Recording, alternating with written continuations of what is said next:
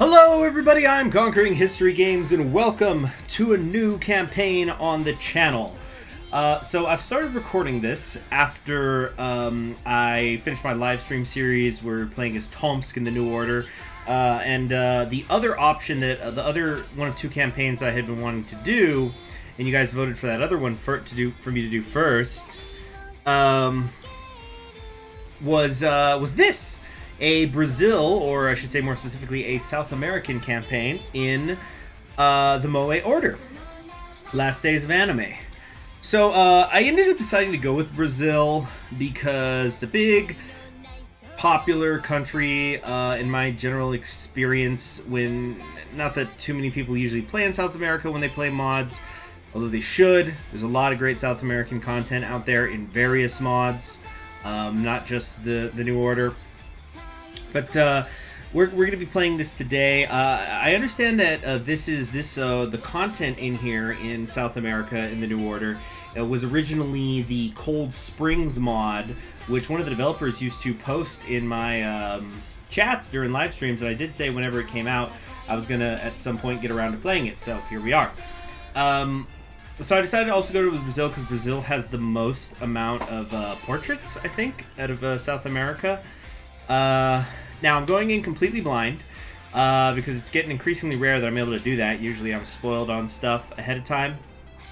I have been suggested a couple of different paths that I might enjoy, so I'm going to kind of be following that, but I don't actually know what's going to happen specifically. So this should be fun. Let's jump into it.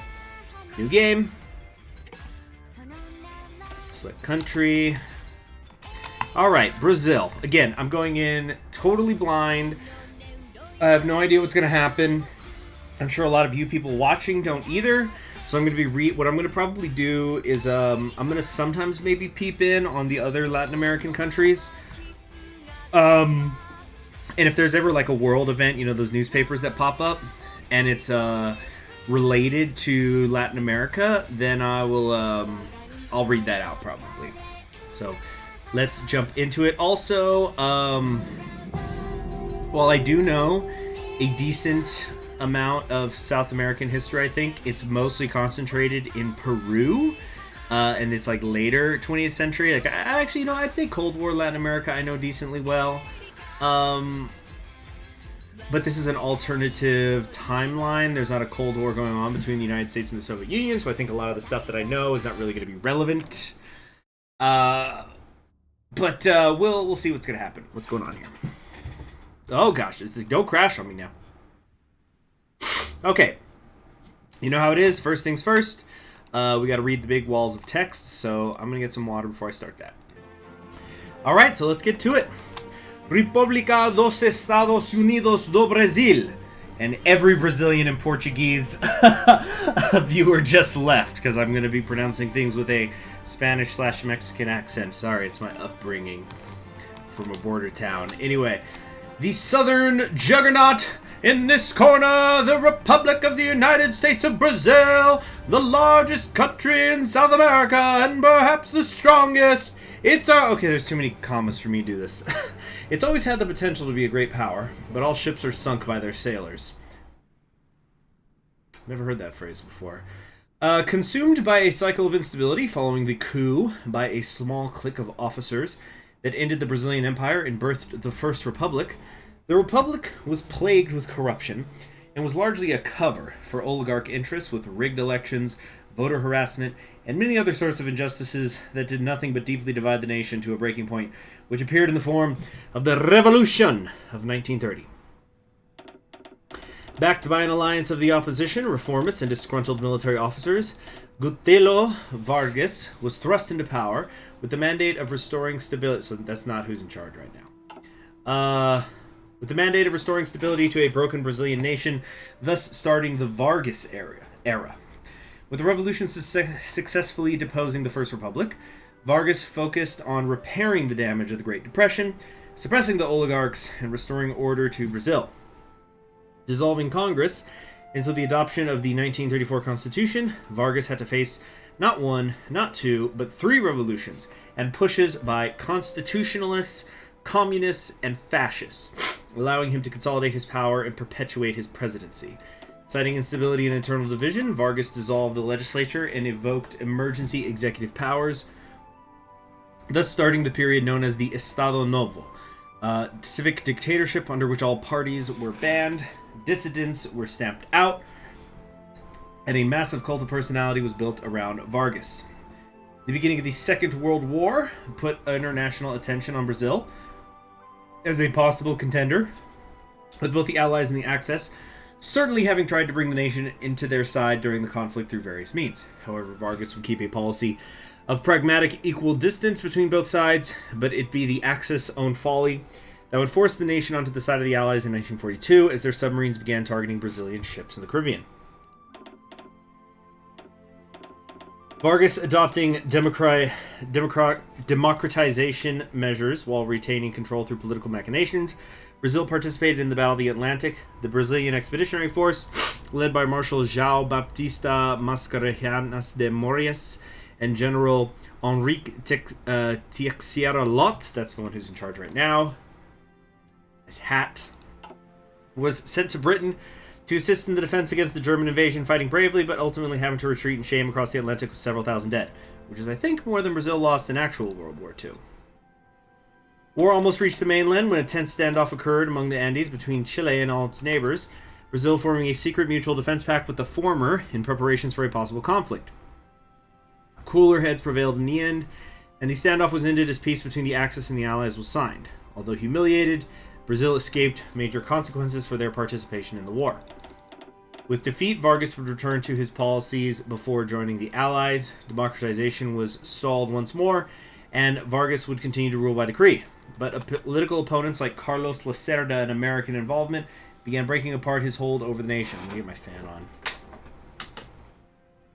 Despite attempting to mitigate the situation became unbearable after an assassination attempt on Lacerda was blamed on Vargas, culminating in 1949 with a military coup and a popular uprising.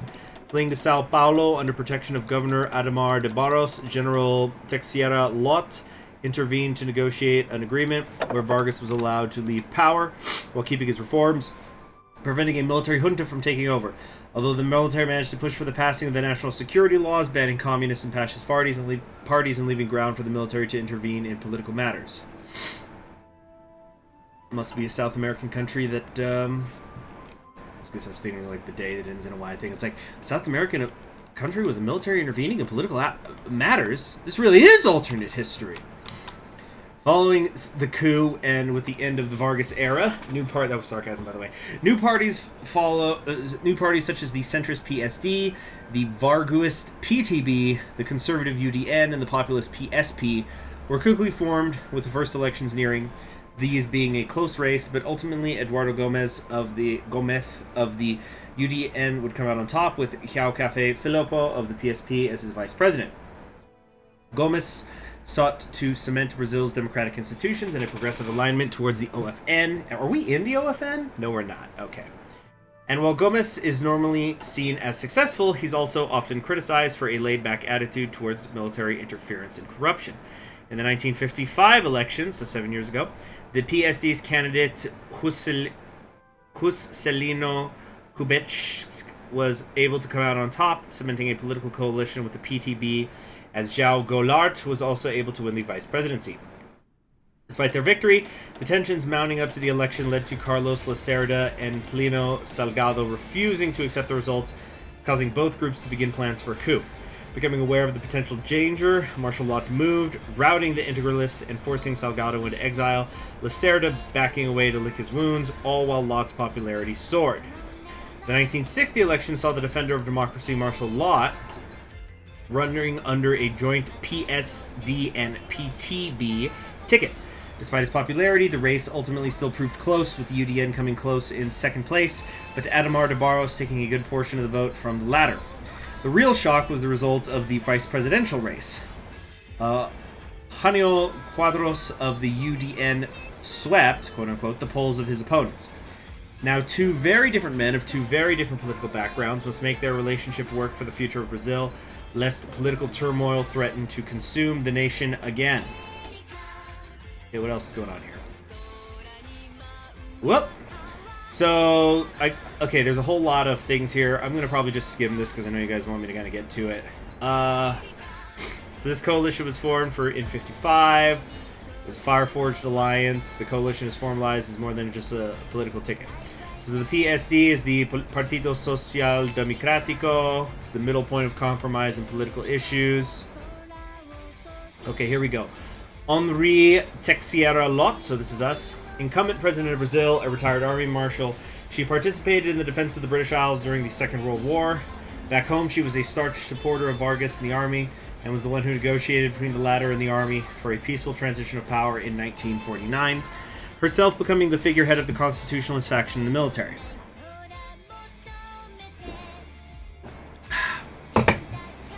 Preventing a coup from occurring in 1955, she became known as the Defender of Brazilian Democracy, a title which saw her thrust into the PSD-PTB ticket in 1960. She's moderate, but there's labor unrest. Okay, former president, important figure in the party. Neves is the Minister of Finance. So this is over here. So like this is Salles, this is Neves, here's Denis. Believes Brazil's going through its greatest days. Things should be reinforced. All right, PTB, the Partido Trabalhista Brasileiro. So I think this is the Workers' Party.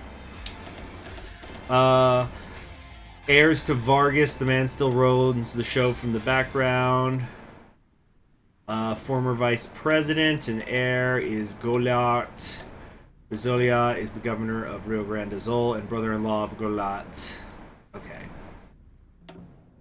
There's the UDN, the União Democrática Nacional, the National United Democrats, or Portuguese is such a pain, even beyond its irregular verbs. Doesn't cater to a specific social class or group. Diverse pool of right wing. Okay, there's Quadros. Eccentric and charismatic vice president of Brazil, so this person's in the government now. Running under a conservative anti-corruption platform, she quite metaphorically swept the race, far out competing the other candidates to the surprise of many. Frequently being the pushback within the government, she and President Lott must make their relationship work for the sake of stability in Brazil. Maybe it won't work. Okay.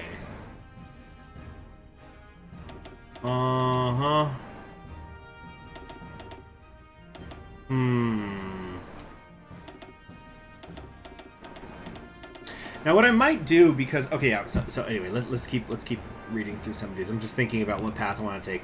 Social Progress Party, adherence to Ademar de Barros, current governor of Sao Paulo and two-time presidential candidate, supporter of Vargas.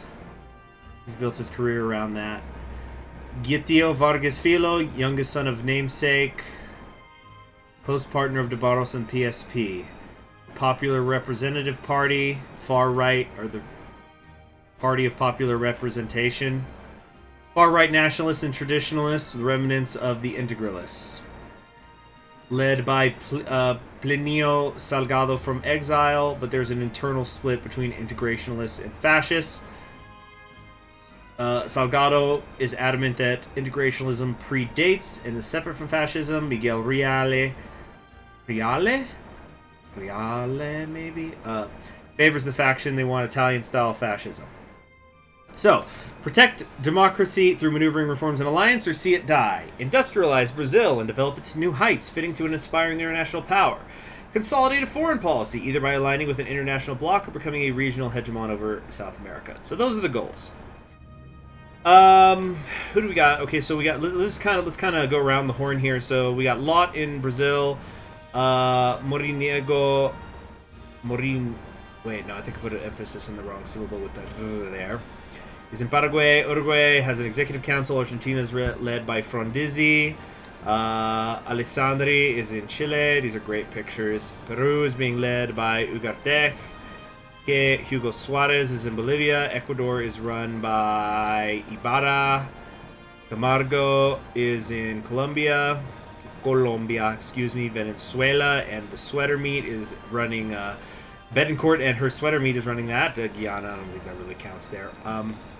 And then here's like the various Central American stuff, but I don't know how much we're going to actually get involved with them. So, okay. What's next? Development Edict is available, and we got a whole lot of decisions here. Basically, we have to... Oh my god. Quadros! We're doing Quadros! No. Save it for a live stream, Conquering History Games. No. Or maybe... It's Lammy. I've like, only ever seen bits of Lammy and the little skits they do on... Hololive does on Sunday, but she's very funny to me from what I've seen. Okay, we have like a federal GUI here.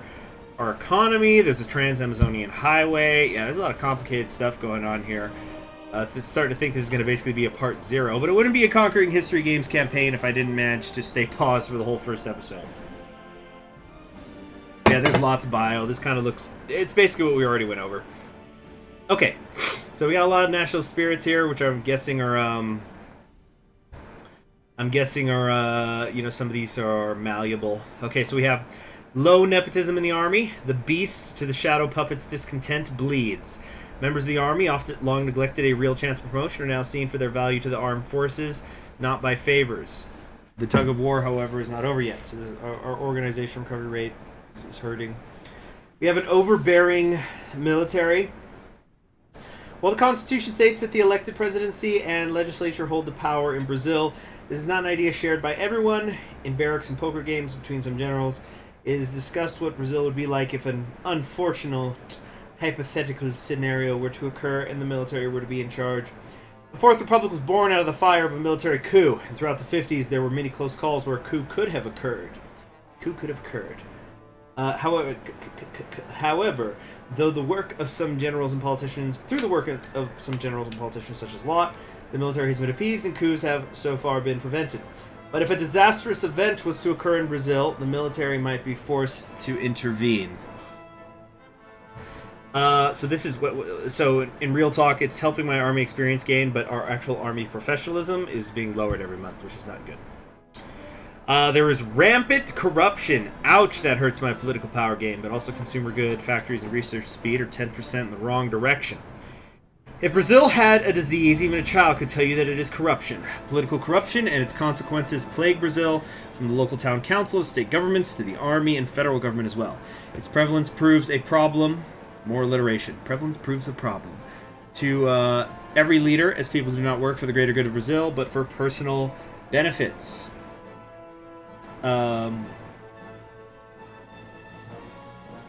Excuse me. Political corruption will need to be removed from its roots, lest future governments continue to be plagued by its consequences, but while some leaders may fight against it, some may embrace it. Alright, we are rapidly industrializing. Good stuff there. Actually, no, that's another 10% consumer good factories, but it's in the you know, for industrialization, so it's a good thing. I'm sorry, I gotta blow my nose. I'm gonna mute for a second.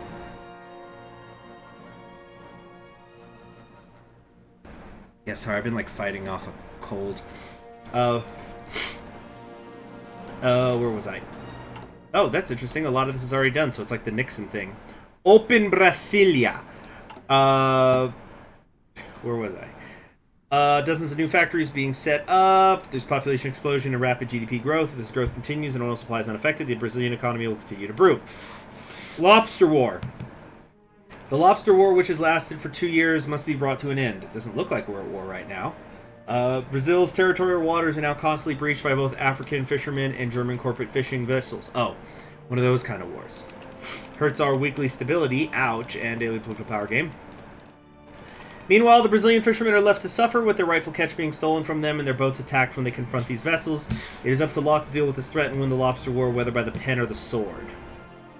And Trans-Amazonian Highway is the grand ambition, a railroad stretching across the inhospitable Amazon, opening the rainforest to development and connecting Brazil to Colombia. Daily political power gain of minus 0.05. Consumer good factories up by 10% as well. God, what is our total? 69%. Nice! Shut it! Bad. It's bad. Okay. So, those are that's our stuff down there. What have we got here? Oh my gosh. Okay, secondary schooling could be worse. Outdated research facilities could be worse. Basic mechanization, again, could be worse. The poverty rate's real bad. 50 to 80%. We're using factory complexes. I've seen worse. Experienced industrial base is actually pretty good. We've got political interference in the army, which really sucks because that's an additional 0.35 daily political power gain we're losing because of that. That's the worst. Okay. Oh yeah, by the way, the reason I got excited looking at the decisions here is I'm 99% sure that this is Lammy from, or Lamy from Hololive. Although, I think she's like a snow elf, so it's weird that she's in hot Brazil, but it's fine. I don't mind. Let's look at these national focuses here. Well, it doesn't look like there's much of an option here. Fireworks in Rio, excuse me. There's a lot of work that's been done. We've opened Brasilia. We managed the economy. We started constructing the Trans-Amazonian Highway. We've dealt with coffee strikes. Lots exhausted and needs a break. The New Year celebrations present the perfect opportunity for this. While others throng the streets, celebrating another year passing without nuclear annihilation and sharing their hopes that the Hawaiian missile crisis will continue to de-escalate. Lot will spend it in his study taking a well-deserved rest. Let Quadros and Neves take care of the government for just this week, then we'll be back to work for the old general. Oh man, a whole week. What could go wrong? Geez, that just reminds me of back during the Bush years. Yes, do you kids remember the Bush years? Whenever Bush would get his annual colonoscopy, and so I think you have to be sedated and unconscious for that, because you get something shoved up you. And anyway, so they'd be like, okay, and everybody would make the same jokes like, okay, Dick Cheney is president now. Okay, the nukes are in the air. Just like making jokes about like how he's gonna end the world or something. In the hour and a half Bush is out, or however long it is, and then like they'd start flying somewhere, or bombers to go bomb some random country, and it would just be, oh, he's out. Bush just called him back. He's awake. He's awake. Darn it. You'll get him next time, Dick. So yeah, what could go wrong in a whole week? Let's read these decisions. So we've got a power struggle going on here. President Lott and Vice President Quadros' relationship is unsteady, with both attempting to gain the upper hand and make their vision for Brazil a reality. While the decision their administration makes may shift the balance of power, the strength of their relationship will affect how their government weathers a potential crisis. So the relationship is currently very satisfactory. I've got executive power is contested, but I've got a slight lead on it because I'm the president. So this, I guess, is supposed to be like the Nixon-Kennedy thing, where it's just not exactly friends, but we got to work together.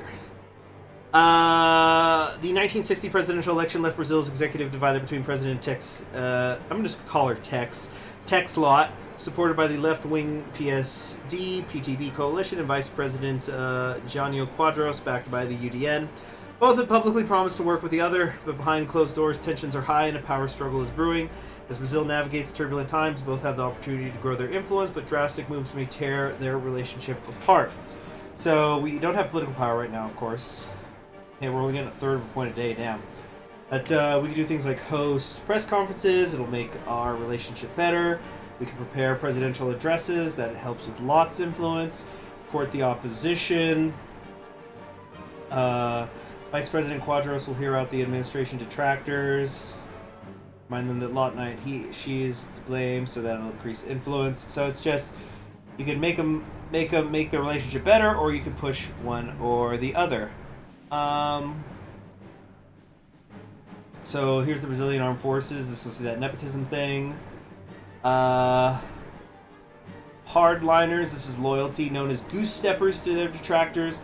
The hardliners are the most antagonistic faction to Brazilian democracy. The group has existed for decades, held together by their common ambition. Many of those that forced Vargas from power were hardliners, the same officers and generals who aimed to take power in the failed 1955 coup. As long as the hardliners are promised wealth and power, they will remain loyal, but they won't ever be sated for long. Okay. And there is the Sorbonne, headed by Ernesto Giselle? I can't tell if that's I think it's an L. Yeah, Giselle are the so-called moderates of the Brazilian military, favoring the status quo.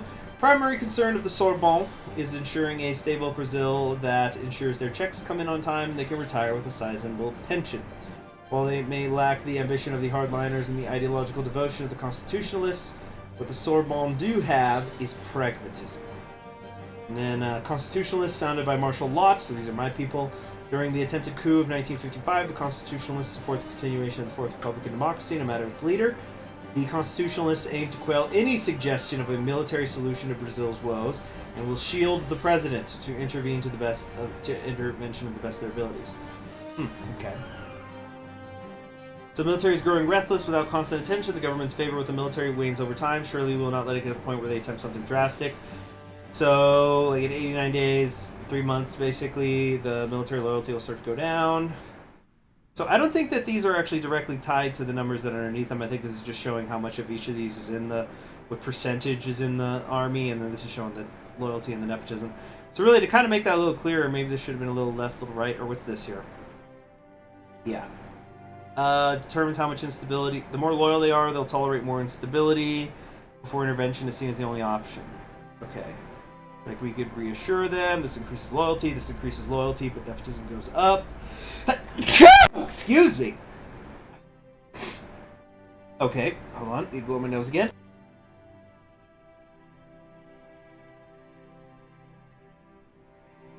Sorry about that. Oops, going back here. Scheduling inspections. It lowers nepotism. We could order a thorough audit. A complete audit of the military's books will let us uncover deep-rooted cronyism. Hurts loyalty, but also hurts, in a good way, the nepotism. Hardliners will grow. Okay. I'm noticing all this stuff costs a fair amount of political power, which we simply do not have right now. I don't know what I want to do with research. I guess freaking industry for now. It's gonna be good no matter what I do, right? So, like, I don't know. In terms of like the army, what we're gonna want to do later. Okay, it's like, so we got a paratrooper division, well, air assault actually. Yeah, anti-tank infantry, support their go transport helicopters. Not very big, but it is there. Got some tank divisions. Couple cavalry. Oh, what's this? Development Edict is available. So this is when you click here, opening the federal GUI. The Trans-Amazonian Highway is the most ambitious infrastructure project in Brazil's history, aiming to provide access to resources in the Amazon's interior and to create a land route to Peru and Colombia. The highway is 18.1% complete. We are currently allocating 10% of our factories to the highway, which is costing us $40 million and 0.05 daily political power, allowing development to progress by 11% every year. It's going to take forever then. But I guess this is the long-term goal, right? Is to create that highway. GDP is just going straight up. And if there's one thing we all know about these sorts of things, the line goes up and it never comes down. What's this? Only one development edict can be active at a time. Clicking on a region activates a special project or possible development edict which can be invested in. These consume resources and political power monthly till they're done. The graphs below the map display the progress of development in the current region, as well as economic development in the nation as a whole. So like here we were looking at Amazonia, up here. There's other development things we could do. So like this costs 10 to start. All these cost 10 to start. It looks like. So for example, over here in the northeast, we can encourage migration. This will help with urban population growth, and we'll get more building slots. Or we could do something like sponsor industry, which helps our GDP. Industry growth grows up by a month. Reserves get a bit of cash. But monthly industry growth will go down. When I'm saying industry growth, is it meaning both of these? Like industrial equipment and expertise? I'm not sure. Subsidize mechanization. Oh, that's really cute on the tractor. Farmers keep our nation well fed, but they toil without access to the latest technology, so that helps with monthly mechanization rate growth. Our GDP will increase a little. This just seems like a objectively good one to grab. So that costs us 10. We'll just do that now, until I think of something else to do. Also, we've got elections here. Oh my. So here's our coalition, but here's our vice president's group. This is the PSD. This is the PSP. Looks like everybody's up for re-election in 65, or mostly going to be up for election in 65. No candidates right now. Oh, cool. They got Gilberto Marino in here, or not Gilberto Marino. Freaking in Guanabara, that one island that Brazil's got. So I think that's gonna be it for today. So we didn't unpause. Classic conquering history games. Am I right? Next episode we're gonna be getting into it though. I hope you're excited for this series. I am. I'm a little scared, but you know, I've never been afraid to show myself failing on the channel, but like there's a higher probability that it's gonna happen. I'm gonna try my best, but because I am going in blind, something could go wrong. Anyway, you all have yourselves a pleasant day, and please be sure to subscribe and click the bell so you'll be notified whenever the new videos go up on the channel. See you later.